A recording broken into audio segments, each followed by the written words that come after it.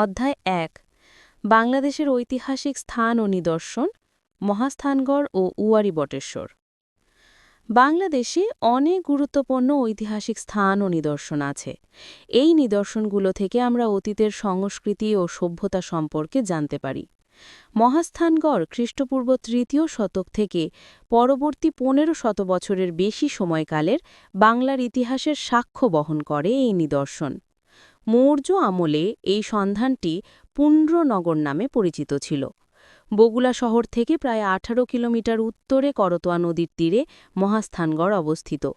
এখানে প্রাপ্ত নিদর্শনগুলোর মধ্যে রয়েছে চওড়া খাদবিশিষ্ট প্রাচীন দুর্গ, প্রাচীন ব্রাহ্মী শিলালিপি, মন্দিরসহ অন্যান্য ধর্মীয় ভগ্নাবশেষ, পোড়ামাটির ফলক, ভাস্কর্য, ধাতব মুদ্রা, পুঁতি, ৩.৩৫ মিটার লম্বা খোদাই পাথর।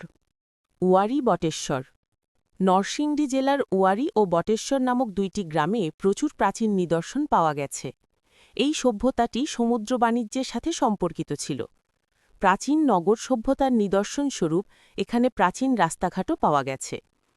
এখানে প্রাপ্ত জিনিসের মধ্যে রয়েছে ছাপাঙ্কিত রৌপ্য মুদ্রা, হাতিয়ার এবং পাথরের পুঁতি। এসব নিদর্শনের মধ্যে দিয়ে আমরা ফেলে আসা সময়কে যেমন জানতে পারি, তেমনি আমাদের ঐতিহ্যকে বর্তমানে ধরে রাখতেও পারি।